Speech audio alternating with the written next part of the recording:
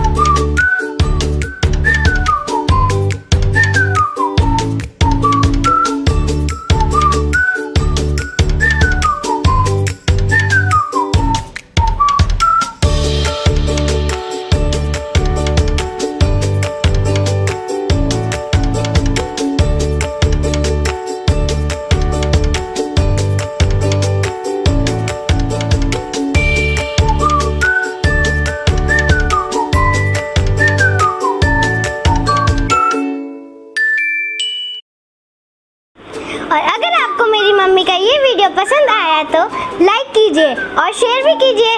और अगर आपको कोई सवाल हो तो आप कमेंट करके पूछ सकते हैं। और हाँ, इस चैनल को सब्सक्राइब करना मत भूलिएगा। Bye bye. आज मैं आपको एक वॉल हैंगिंग मिरर वर्क करके दिखाना चाहूँगी। सॉरी, आज मैं आपको एक भूल गई सॉरी।